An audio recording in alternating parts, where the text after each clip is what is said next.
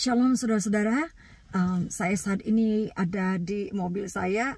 Saya belum masuk ke rumah karena saya ingin memberikan pesan ini yang menurut saya ini sangat penting buat kita anak-anak Tuhan saat ini untuk dengarkan ya saudara. Karena saya terlalu percaya kedatangan Tuhan sudah semakin dekat dan kita sebagai anak-anak Tuhan kalau bisa hidup kita ini seberapa yang tersisa, kita harus betul-betul mengalami acceleration atau percepatan di dalam tujuan hidup kita, di dalam panggilan hidup kita. Karena supaya kita bisa ketika kita kembali kepada Tuhan pulang atau diangkat, ya saudara-saudara, karena saya terlalu percaya pengangkatan itu sudah di ambang pintu. Kita mau menghasilkan buah-buah dulu saudara, jangan keburu pulang sebelum menghasilkan buah ya. Nah saudara, cerita ini berasal daripada cerita dari Musa, percakapan Musa dengan Tuhan.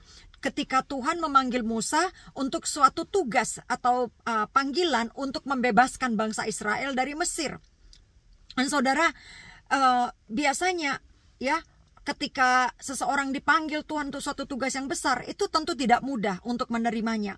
Jadi pasti ada kebimbangan, pasti kita punya banyak alasan-alasan, why me, kenapa saya, kenapa apa yang spesial sih tentang saya, apa yang spesial sih tentang hidupku gitu ya. Nah masalahnya bukan soal kita spesial atau tidak saudara-saudara, karena Tuhan memiliki hak prerogatif siapa yang Dia mau pilih. Saudara ya, Tuhan punya pilihan tersendiri.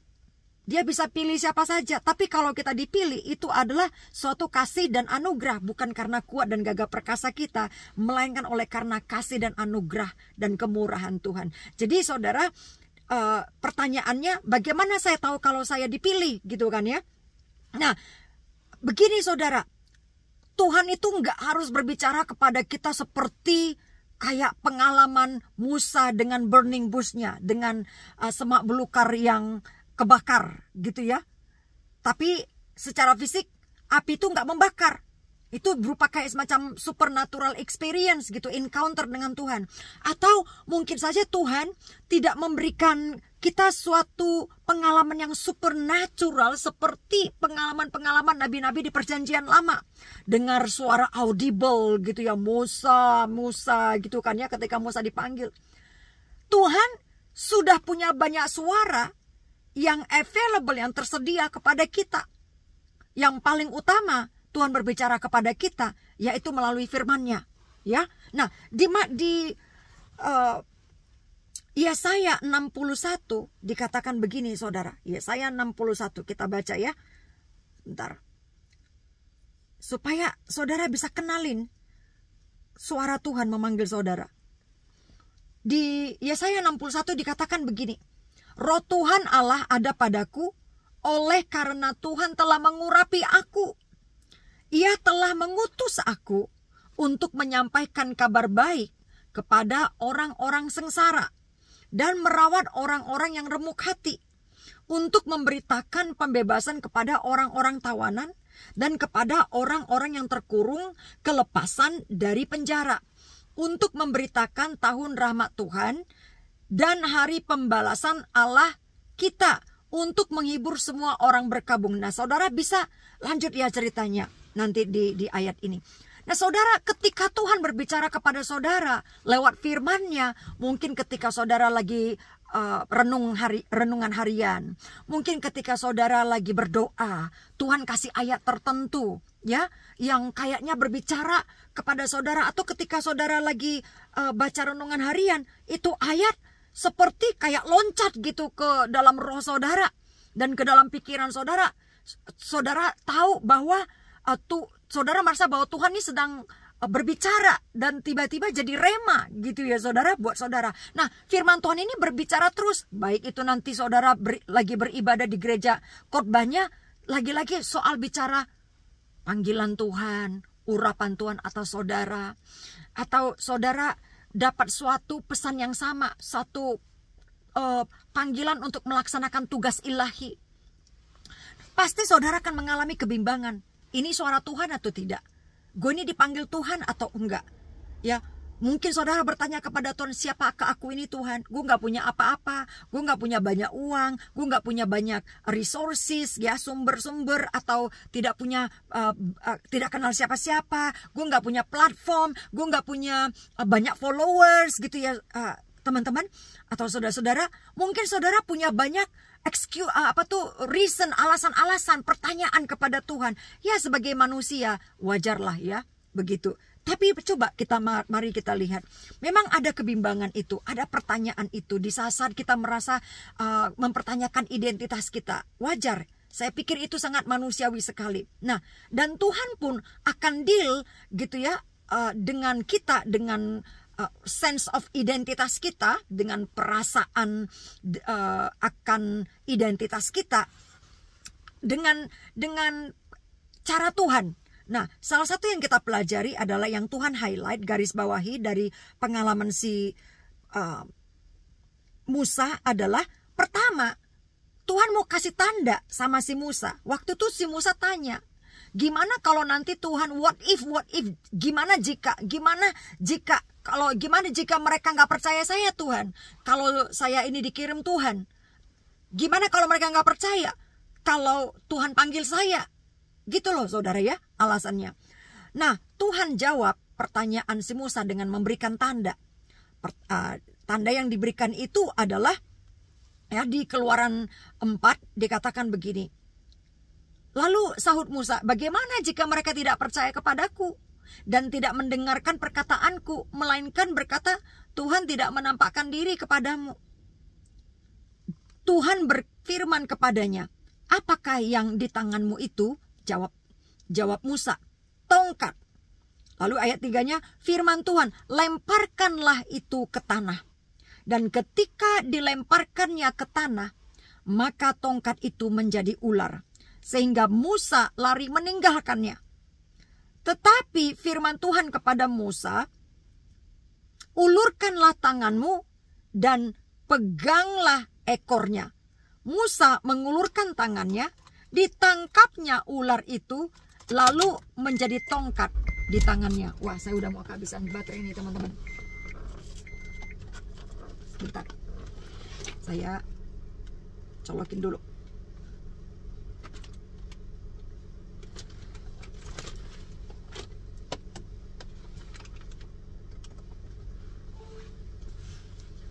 Nah, ini sangat menarik sekali. Karena saya tidak akan berbicara mengenai tongkat saat ini, kita akan bicara di pertemuan berikutnya, ya, di video berikutnya. Kali ini saya mau fokus kepada ular, ekornya, ya.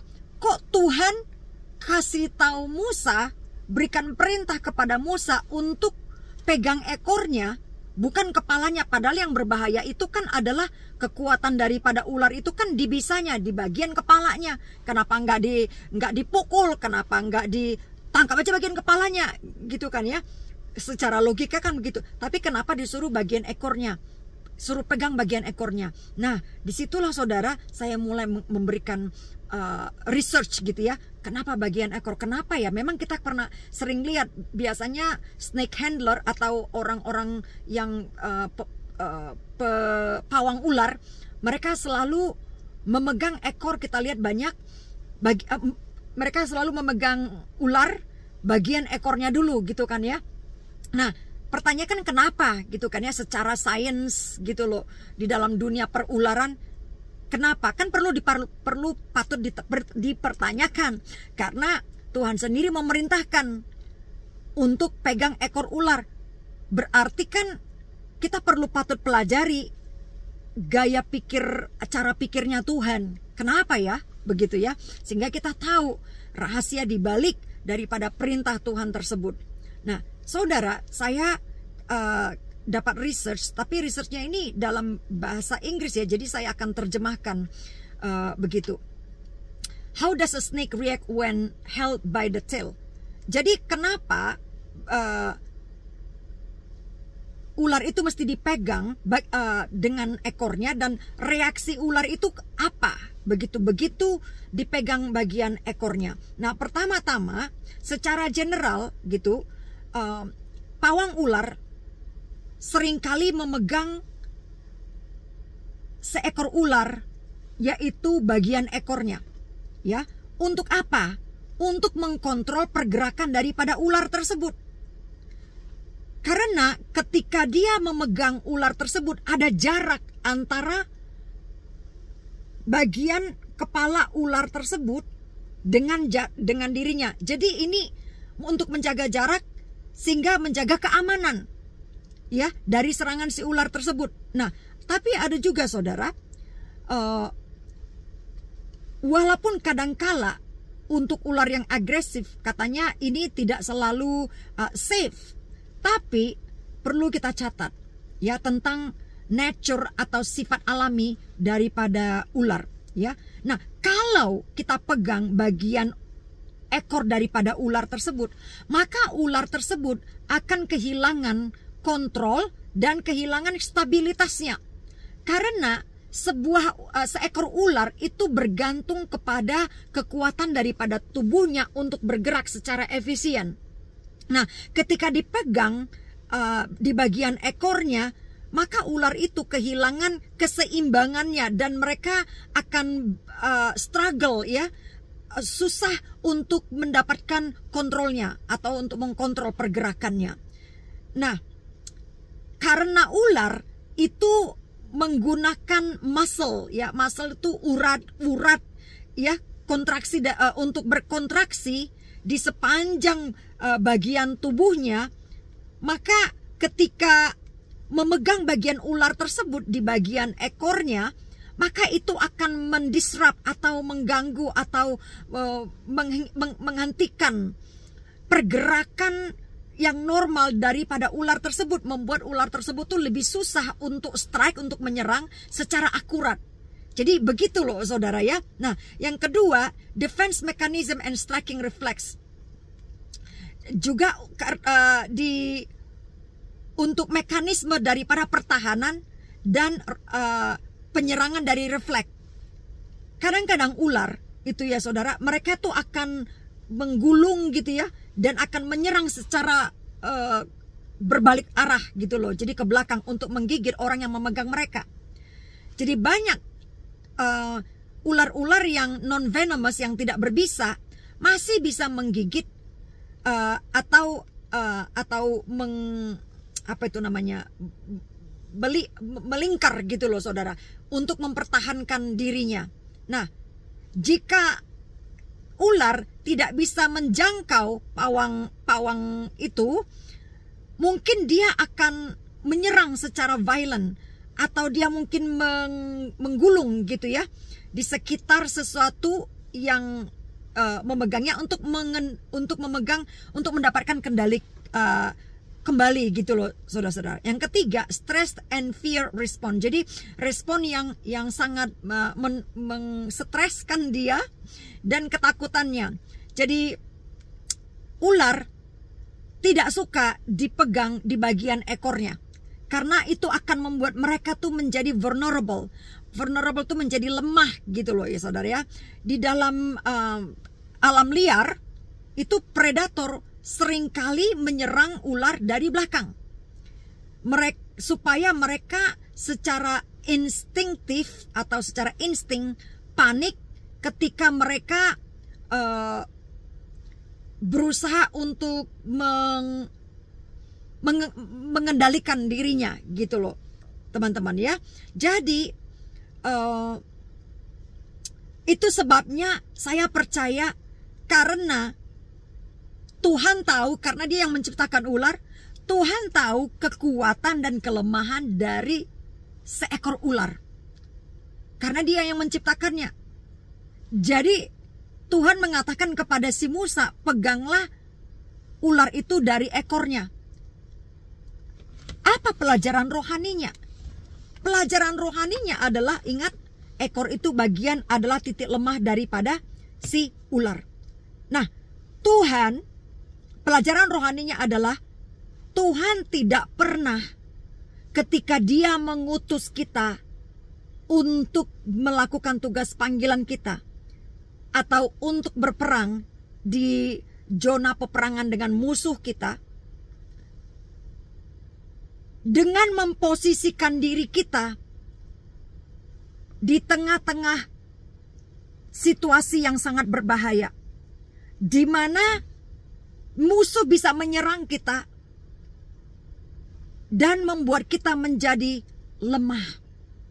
Jadi Tuhan selalu menyerang, selalu memberitahukan kepada kita untuk menyerang musuh kita dan mencari titik lemahnya.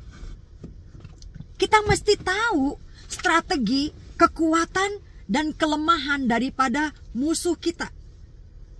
Sebab firman Tuhan berkata di dalam Yeremia 29 ayat 11, dikatakan kita baca deh ya. Yeremia 29 ayat 11 dikatakan demikian. Sebab aku ini mengetahui rancangan-rancangan apa yang ada padaku mengenai kamu, demikianlah firman Tuhan, yaitu rancangan damai sejahtera dan bukan rancangan kecelakaan, untuk memberikan kepadamu hari depan yang penuh harapan. Jadi Tuhan selalu memberikan kita itu bukan rancangan yang jahat, rancangan yang berbahaya yang kita tidak ketahui, atau yang membuat kita berada di tempat sesuatu yang bahaya di mana kita tidak in control, tetapi musuh yang in control. Tidak, Tuhan tidak akan tempatkan kita di sesuatu yang sangat berbahaya di mana kita tidak bisa kendalikan, di mana kita menjadi vulnerable terhadap serangan musuh. Tuhan mau agar kita yang mengontrol musuh. Jadi dia memberikan kepada kita untuk mengendalikan musuh kita dengan mengetahui dan mengendalikan titik kelemahannya. Ya, nah Tuhan tidak mau menjerumuskan kita di dalam suatu panggilan atau tugas di mana dia tidak mengutuskan, di mana dia tidak memberikan kita strategi yang ilahi atau strategi perang yang memenangkan. Jadi kita mesti percaya saudara, bahwa ketika Tuhan utus kita di dalam satu panggilan, dalam satu tugas, pasti kita akan menghadapi tantangan, musuh, perlawanan, intimidasi, ya, masalah, persoalan, situasi yang akan kelihatannya itu akan membahayakan kita. Tetapi adalah sangat penting bagi kita untuk mendengarkan instruksi Tuhan. Adalah sangat penting bagi kita untuk mendengarkan directionnya atau tuntunannya Tuhan. Sangat penting bagi kita mendengarkan firman Tuhan. Karena firman Tuhan itu akan memberikan kita instruksi, strategi bagaimana memenangkan perang tersebut, bagaimana melaksanakan tugas-tugas kita tersebut. Tuhan tidak akan utus kita kalau dia tidak akan perlengkapi kita. Dia tidak akan utus kita kalau dia tidak akan mencukupi kita. Dia tidak akan panggil kita kalau dia tahu kita tidak akan melaksanakannya. Ketika Tuhan panggil kita, ketika dia berbicara kepada kita lewat mungkin kesaksian, lewat pemberitaan firman Tuhan di gereja, atau mungkin ketika kita lagi dengar firman Tuhan di YouTube, atau mungkin kita lagi baca Alkitab, mungkin kita lagi berdoa, Tuhan terus ingatkan kita untuk lakukan sesuatu. Itu berarti adalah suara Tuhan memanggil kita. Saudara mesti percaya suara Tuhan. Di dalam tadi Yesaya 61, roh Tuhan ada padaku untuk roh Tuhan ada padaku mengurapi aku, untuk membebaskan para tawanan, untuk memberitahukan tahun rahmat Tuhan, untuk mencelikkan mata yang buta. Saudara, ini berarti, saudara, kalau dilihat daripada past participle, kalau dalam kategori bahasa Inggris gitu ya saudara, mengenai waktu, ini sudah sedang terjadi, sudah terjadi. Berarti di alam roh Tuhan sudah melakukannya. Tuhan sudah menugaskannya kepada kita dan sudah melakukannya dan melaksanakannya. Tinggal di alam jasmani ini kita tinggal menjalankannya. Oleh sebab itu, saudara, kita perlu mendengarkan firman Tuhan, karena firman Tuhan itu adalah senjata kita. Karena firman Tuhan itu adalah seperti pedang bermata dua yang tajam, bisa memisahkan, apa katanya saudara, memisahkan sumsum dan tulang-tulang. Artinya apa saudara? Itu sampai bisa kita membedakan yang baik dan yang tidak, mana kehendak Allah, mana yang bukan, dan kehendak Allah yang sempurna.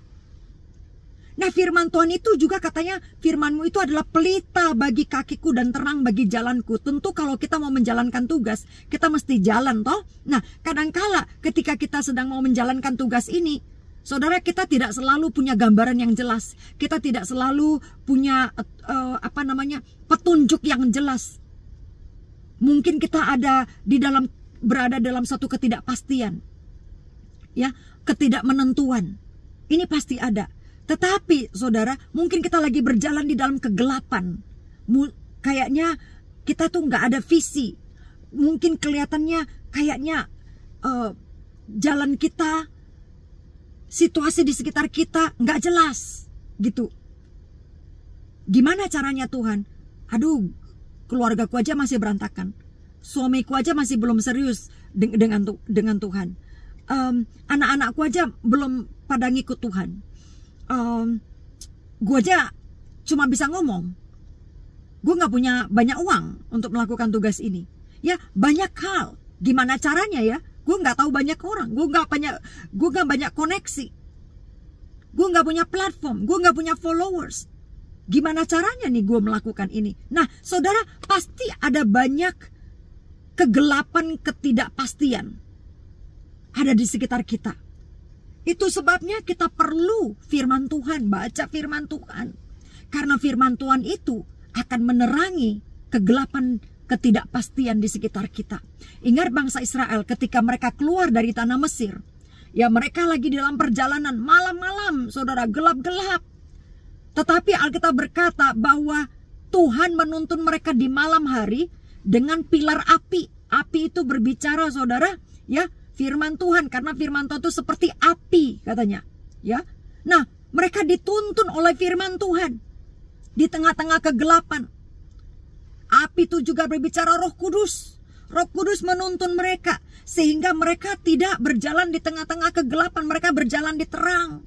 Mereka tidak tersandung. Bayangkan saudara, di tengah-tengah laut. Gimana coba? Di tengah-tengah laut mereka, di laut kan banyak yang curam-curam, batu-batu, tapi mereka harus jalan. Berarti melalui laut pun mereka punya terang Tuhan, yaitu firman Tuhan. Mungkin saudara, kita sedang berada melewati, saudara, laut kebimbangan, melewati laut ketidakpastian, melewati laut penolakan, melewati laut krisis ekonomi, ya, kekurangan resources, kekurangan sumber financial, atau banyaklah melewati laut-laut yang lainnya. Tetapi saudara, karena Tuhan memimpin bangsa Israel lewat api, pilar api, sehingga saudara, kegelapan di sekitar mereka itu terekspos. Musuh-musuh di sekitar mereka itu terekspos, saudara. Jadi mereka tidak tersandung. Mereka tahu kemana mereka harus melangkah. Saudara, kita perlu firman Tuhan. Karena firman Tuhan itu adalah terang bagi kakiku dan firman-Mu pelita bagi kakiku. Firman itu adalah pelita bagi kaki kita. Artinya lampu, saudara. Dan terang bagi jalan kita sehingga kita tidak tersandung. Itu sebabnya saudara, kita perlu firman Tuhan yang terutama.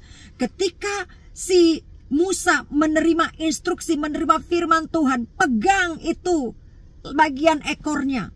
Saudara, dia tahu, dia dapat perintah dari Tuhan. Sekalipun suasana ular itu kelihatannya itu menegangkan, menakutkan, mengintimidasi. Tapi karena dia dengar firman Tuhan, instruksi dari Tuhan, dan dia percaya dan dia taat, ketika dia pegang, ular itu lenyap. Dan ular itu saudara sekarang di tangannya Musa yang memegang kendali. Saudara, ini adalah yang kedua. Jadi yang pertama, ketika Tuhan suruh kita berhadapan, ketika kita sedang berhadapan dengan ular, Karena ular itu melambangkan musuh, ular itu melambangkan persoalan, ular itu melambangkan intimidasi, ular itu melambangkan persoalan, pencobaan, saudara, ketika kita mau menjalani panggilan kita, melaksanakan tugas panggilan kita. Tentu tidak akan mudah, tentu akan mengintimidasi, apalagi musuh-musuh. Wah, kau tidak layak, wah, rumah tanggamu masih berantakan, wah, anak-anakmu belum taat sama Tuhan, kamu nggak mungkin, kamu nggak layak. Saudara, kalau kita lihat saat itu Musa, ada banyak yang membuat Musa tidak layak. Pertama, dia seorang pembunuh. Yang kedua, dia seorang pelarian, saudara ya. Kalau orang penjara itu, penjahat itu bilang itu residivis, saudara, orang pelarian. Yang ketiga, saudara, dia tipe orang yang emosian. Dia suka marah. Karakter tuh melega-lega kayak orang Batak. Kalau kesal, ketebok. Pernah nggak ngelihat orang Batak laki-laki, saudara? Kalau marah, wah, ketepang gelas sendok piring beterbangan, saudara ya. Nah, itulah Musa. Musa saking dia digerakkan masih dengan kedagingannya, emosinya, saudara, yang melegak-legak, ya, meluap-luap seperti orang Batak, sehingga dia membunuh seorang bangsa Mesir. Oleh karena apa? Wah, darah yang melegak-legak itu. Jadi saudara, Musa tidak sempurna pada saat dia dipanggil Tuhan. Belum lagi saudara, dia menikahi seorang Midian, bukan orang Israel. Ya, orang Midian tuh bukan pengikut penyembah Yahweh, saudara-saudara. Kayak orang Ibrani, bukan. Mereka punya Tuhannya sendiri. Tapi saudara, jadi kalau kita berbicara soal, jadi ibarat kata dari segi perkawinannya saja, saudara, boleh dikata ada kelemahannya, ada kekurangannya. Tetapi Tuhan panggil Musa. Jadi Musa dipanggil Tuhan bukan karena dia kehebatannya, bukan karena kekuatannya, bukan karena pengetahuannya, bukan karena kualifikasinya yang tinggi. Malahan dia banyak kekurangannya, seorang residivis, seorang pembunuh, seorang yang melega-lega karakternya, saudara. Seorang yang perkawinannya saja, saudara, belum sempurna sampai kakaknya sendiri membicarakan dia, saudara. Ya, di luar daripada culture, daripada orang Ibrani, banyak kekurangan. Tapi Tuhan pilih dia. Jadi ini berbicara soal prerogatif Tuhan atas hidup kita. Karena dia bisa pilih siapa saja, batu aja dia pilih, apalagi saudara. Jadi kalau Tuhan sudah taruh firman-Nya di dalam hati kita, mungkin saudara mimpi tentang ini terus melakukan tugas terus. Mungkin bebannya, oh gue mesti bikin pelayanan untuk orang miskin, mesti gue bikin penginjilan di pasar-pasar, gue mesti pelayanan musik atau pelayanan doa di penjara-penjara, atau apa saja itu, saudara. Ketika beban ini selalu terngiang-ngiang di telingamu, selalu menghimpit rohmu, berarti inilah satu signal dari Tuhan. Engkau dipanggil Tuhan dan dipilih Tuhan. Kalau engkau sudah dipilih Tuhan, berarti dia tahu engkau akan melaksanakannya. Kalau Tuhan sudah pilih engkau, dia tidak akan utus engkau sendiri. Dia juga sudah siapkan engkau seorang penolong. Engkau sudah siapkan sumber-sumber kebutuhan-kebutuhan yang engkau perlukan di dalam melaksanakan panggilan ini. Yang paling pertama dia lakukan adalah ketaatanmu. Pertama, engkau percaya. Yang kedua, taat. Ketika Musa dia dengar firman Tuhan, dia dapat instruksi, ya, dan dia percaya. Nah, yang ketiga, saudara, dia taat begitu, saudara. Setelah dengar firman Tuhan, Tuhan bilang pegang ekornya. Pertama-tama kan saudara bisa lihat dia lari toh dari ular itu, ketakutan, gitu, dia terintimidasi. Tapi begitu dia firman Tuhan, dapat instruksi dari Tuhan. Jadi saudara, pastikan engkau dapat instruksi dari Tuhan apa yang kau harus lakukan berikutnya. Bagaimana dan apa strategi yang kau harus lakukan untuk mengalahkan musuhmu, untuk menguasai situasimu, untuk melakukan tugas panggilan ini. Langkah-langkah apa yang harus dilakukan? Hi, Mommy. Darling, Mommy's on the phone. Okay. I bring this inside. Nah saudara, Ketika dia taat, saudara, dia pegang ekornya. Saudara, tiba-tiba ular itu menjadi tongkat. Saudara tidak akan melihat mujizat terjadi di tanganmu, di hadapanmu, tanpa ketaatan. Ketaatan adalah kunci untuk melihat mujizat Tuhan terjadi di dalam hidup kita.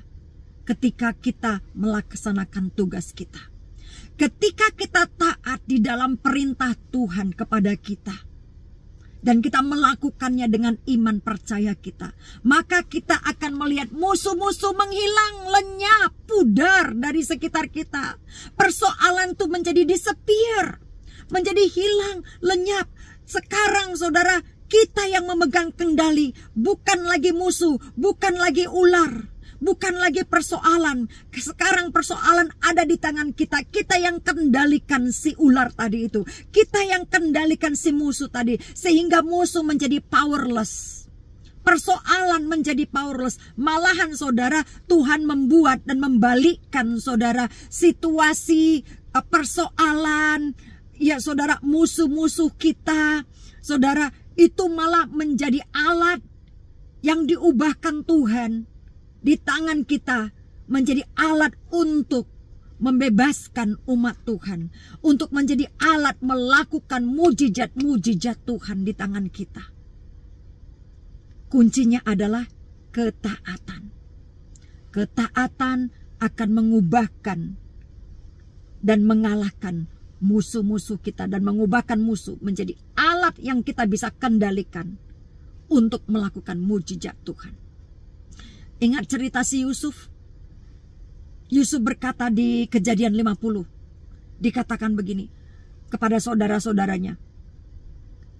Kalian bermaksud untuk melakukan satu kejahatan. Tetapi Tuhan sanggup membalikkannya untuk suatu kebaikan. Kalau kita saja taat dan melakukan apa saja yang benar, tidak membalas kejahatan dengan kejahatan, kita mengampuni, kita tidak neko-neko sana sini, saudara, kita tidak mengalahkan kejahatan dengan kejahatan, tetapi justru memberikan pengampunan, melepaskan pengampunan, membalas kejahatan dengan berkat, dengan kebaikan, maka saudara, ini membuat musuh-musuh sekarang menjadi under kendali kita, berada di bawah kendali kita. Iblis jadi tidak berkuasa. Masalah menjadi tidak ada apa-apanya. Bukan masalah yang memegang kendali, tetapi kita yang pegang kendali. Lihat ketika Musa memegang ekornya, begitu dia bertindak dengan keberanian, dengan iman, dia pegang itu ekor. Akibatnya si ular menghilang, berubah kembali menjadi tongkat di tangannya si Musa. Nah, saudara-saudara, ini artinya bahwa kita tidak melangkah dengan mata jasmani kita. Kita harus melangkah dengan iman. Bukan karena kuat dan gagah perkasaku, melainkan oleh karena Tuhan. Amin, saudara-saudara. Kita tidak berjalan dengan mata jasmani kita. Kita harus berjalan dengan iman. Kita harus melangkah dengan iman. Dan bagaimana kita mendapatkan iman? Ya lagi-lagi dari firman Tuhan. Karena iman timbul dari pendengaran. Pendengaran akan firman Tuhan. Amin, haleluya. Nah saudara, apalagi saudara? Nah, Tuhan tidak pernah membawa kita ke dalam sesuatu yang kita tidak bisa pikul, di luar daripada kekuatan kita. Firman Tuhan berkata, dia tidak mencobai kita melebihi daripada kekuatan kita. Jadi Tuhan tidak akan utus kita ke suatu tempat melakukan sesuatu kalau kita tidak bisa. Alasan kenapa Tuhan taruh di hati kita, karena kita bisa. Kita hanya perlu percaya, dan kita perlu dengar firman-Nya, dan kita perlu taat dan melakukannya. Bertindak. Sebab iman tanpa pendengar, iman tanpa perbuatan itu adalah iman yang mati. Saudara. Amin. Nah, saudara, kita harus mengalahkan ketakutan kita.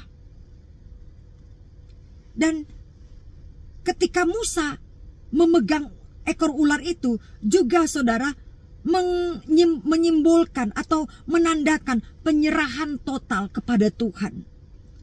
Walaupun kelihatannya bahaya, tapi dia percaya akan penyertaan perlindungan Tuhan oleh karena firman. Dia percaya bahwa perintahnya itu tidak akan membuatnya berbahaya.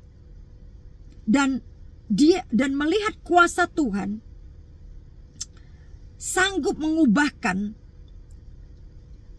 apa yang menjadi ancaman musuh menjadi suatu alat yang bisa dipakai Tuhan untuk menggenapi tujuan Tuhan. Amin. Jadi yang berikutnya adalah kita ketika Tuhan memanggil kita di dalam suatu pertarungan rohani atau dalam satu panggilan atau peperangan rohani gitu ya, kita harus berperang dari posisi seorang pemenang. Karena firman Tuhan berkata, engkau lebih daripada pemenang. Ketika Tuhan Yesus di atas kayu salib, sebelum dia mengembus nafasnya yang terakhir, dia katakan, ya Yesus berseru, it is done, sudah selesai. Sudah selesai artinya dia sudah mengalahkan musuh, dia sudah melawan iblis, mau ditaklukkan, iblis ditaruh di bawah kakinya, saudara. Menurut sejarah, bahwa Golgata itu adalah tempat Goliat itu, saudara. Tengkorak Goliat itu dikubur. Jadi musuhnya Tuhan itu sudah ditaruh di bawah kakinya. Tuhan berkata di dalam firman-Nya, aku telah memberikan engkau kuasa atas ular dan kalajengking, untuk menginjak ular dan kalajengking dan mengalahkan musuh-musuh, dan tidak akan ada musuh-musuh yang akan bertahan melawan engkau. Saudara, di sini dikatakan bukan dan sebagian musuh tidak akan bertahan melawan engkau, atau beberapa musuh tidak akan bertahan melawan engkau. Tidak begitu, saudara. Firman itu berkata semua. Tidak ada pengecualian. Semua, saudara, artinya tidak ada satupun, zero. Artinya zero. Zero enemy yang bisa bertahan mengalahkan kita. Tidak akan ada yang bertahan mengalahkan kita, saudara-saudara. Karena apa? Yesus sudah mengalahkan. Kunci kerajaan surga sudah diberikan kepada kita. Tinggal kita mau nggak kita mengambilnya dan memakaikannya dan memutarkannya. Firman Tuhan berkata, hari ini aku telah memilih engkau atas kerajaan-kerajaan, atas bangsa-bangsa. Di dalam Yeremia 1 ayat 10. Untuk apa? Untuk membinasakan, untuk mencabut, untuk meruntuhkan, untuk menghancurkan. Apa, saudara? Menghancurkan kerajaan kegelapan. Dan untuk membangun dan untuk menanam kerajaan Allah di sphere of our influence, di teritori rohani kita yang Tuhan telah berikan kepada kita. Mungkin keluarga kita, mungkin kota kita, mungkin gereja, komunitas gereja kita, mungkin bangsa kita. Saudara, Tuhan telah memberikan kita, ya saudara, kunci kerajaan Allah untuk mengikat dan untuk menanam. Apa yang kita ikat di bumi ini terikat di surga. Apa yang kita lepaskan di bumi ini terlepas di surga. Kita mesti memiliki mindset sebagai seorang pemenang. Tuhan katakan engkau adalah lebih daripada pemenang. Karena apa? Dengan iman kita di dalam Kristus, kita telah mengalahkan si iblis. Kita telah mengalahkan dunia ini, saudara. Kita telah mengalahkan dunia ini. Tinggal apa? Kita tinggal klaim. Kita tinggal tap in. Artinya, saudara, tap in itu masuk ke dalam ruang lingkup kerajaan Allah itu. Kita didudukkan bersama dengan Kristus dari singgasananya, singgah rohani dari tahtanya, untuk memerintah bersama dengan kita. Ya saudara, jadi saudara, kita harus bertarung, kita harus berperang, kita harus melakukan pelayanan kita, saudara, melakukan tugas-tugas kita dari posisi seorang pemenang. Lebih daripada seorang pemenang. Bukan seorang yang ragu-ragu, aduh gue dipilih gak ya, aduh gue mampu gak ya, aduh gue masih banyak persoalan nih. Nah itu adalah seorang yang belum perang udah kalah, saudara. Di Kolose 2 ayat 15 dikatakan, Tuhan telah, bisa terjemahkan sendiri ya saudara, karena bahasa Inggris. Tuhan telah melucuti penguasa-penguasa dan kuasa. Saudara, dia telah membuat mereka tuh menjadi apa saudara? Kalau waktu disalib, Tuhan Yesus tuh kayaknya seolah-olah diolok, dipertontonkan, menjadi tontonan di alam roh ya. Karena iblis di alam roh itu mungkin tertawa-tawa, hahaha, anak Allah ya, dirinya yang menyebut anak Allah, sekarang dia powerless, dia nggak bisa membebaskan dirinya dari salib. Wah saudara, waktu disalib Tuhan Yesus tuh diolok-olok, diejek-ejek, dipermalukan di antara para apa saudara? Di antara para penguasa-penguasa di udara. Tapi saudara, mereka tidak tahu kuasa daripada kematian Kristus itu mengalahkan mereka. Di hari ketiga Yesus bangkit. Disitulah ketika Yesus bangkit, dia melucuti semua penguasa-penguasa di udara. Melucuti saudara kekuatan-kekuatan dunia di alam roh, saudara ya. Dan membuat mereka tuh menjadi apa? Public spectacle. Artinya apa? Menjadi olok-olokan di antara apa? Makhluk-makhluk rohani ya. Witness, the cloud of witness, malaikat-malaikat Allah, malaikat-malaikat di surga. Saudara, ini mereka dipermalukan. Karena apa? Yesus telah memenangkan pertarungan, memenangkan saudara kehidupan, memenangkan kematian-kematian, sekarang berada di bawah kuasa dan kontrol daripada Tuhan Yesus ya, atas apa? Karya salibnya. Oleh sebab itu saudara, mari ketika kita menghadapi masalah, kita harus ingat itu kuasa daripada kematian Kristus di atas kayu salib. Kita harus ingat firman Tuhan berkata, ketika anak manusia ditinggikan, dia akan menarik banyak orang kepadanya. Artinya apa saudara? Ketika mata kita tertuju kepada kuasa daripada kebangkitan Yesus, kuasa daripada kematian Kristus, di saat itulah saudara, kita telah membuat diri kita itu lebih daripada pemenang. Disitulah iblis tidak berkuasa. Karena apa? Kita telah memberikan diri kita mindset untuk lebih daripada pemenang. Kalau kita sudah lebih daripada pemenang, untuk apa lagi saudara? Ya, kita takut. Karena kita itu udah lebih dari pemenang, bukan menang lagi saudara, lebih daripada pemenang. Amin. Ya. Musuh itu cuma bisa mengintimidasi, nakut-nakuti, membuat kita bimbang, tetapi dia sudah ompong saudara, kayak dia tuh singa itu saudara ompong. Sekarang kita punya singa daripada Yehuda. Amin. Kita roaring like lion. Kita mesti berani. Itu sebabnya salah satu 7 roh Allah itu ada namanya the spirit of power, yaitu roh daripada might, roh daripada kekuatan. Ya, 7 roh Allah itu roh yang memberikan kekuatan, saudara. Power, might, kuasa daripada Tuhan. Amin. Saya pikir ini saja saudara yang saya mau berikan, sampaikan saudara. Jadi apapun itu yang membuat saudara mungkin merasa ragu-ragu, bimbang, atau ada intimidasi dari iblis, ingatlah akan firman Tuhan ini. Pelajaran hari ini, kita lebih daripada pemenang. Taat saudara. Amin. Tuhan Yesus memberkati. God bless you. Saya ingin mau berdoa buat saudara, karena saya suka berdoa, karena ada kuasa di dalam doa. Saudara tinggal terima. Amin.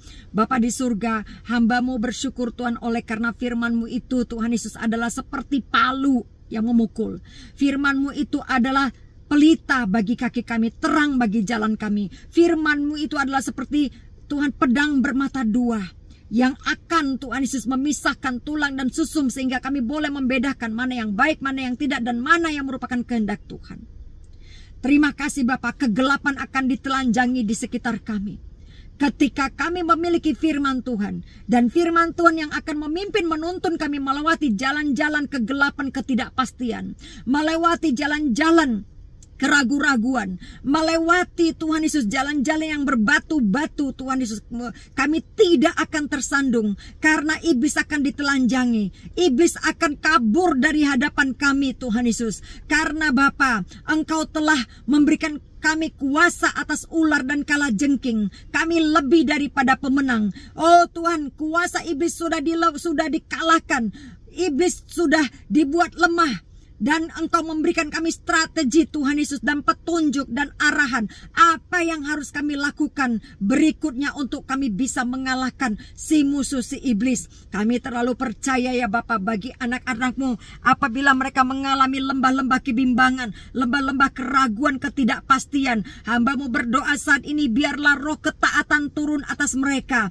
Firman Tuhan mereka sudah dengarkan, tinggal mereka taat mendengarnya dan melakukannya. Dan ketika mereka Tuhan Yesus taat dengan petunjuk Tuhan, maka Tuhan persoalan musuh-musuh Tuhan, intimidasi akan menghilang, akan disepir dari hadapan mereka ya Bapa. Dan Engkau yang memberikan mereka kuasa dan kendali atas musuh-musuh dan segala pergerakannya ya Tuhan. Mereka yang akan berkuasa atas musuh-musuh dan mengalahkan kekuatan si musuh seperti burung Raja Wali yang terbang tinggi di atas badai Tuhan. Demikianlah anak-anak-Mu Bapa saat ini Tuhan Yesus, mereka akan terbang tinggi melewati lembah-lembah kegelapan, lembah-lembah ketidakpastian ya Tuhan Yesus. Dan badai-badai ketidakpastian, badai-badai tantangan, halangan apapun itu Tuhan, Engkau telah memberikan mereka Tuhan kekuatan, anugerah untuk menjadi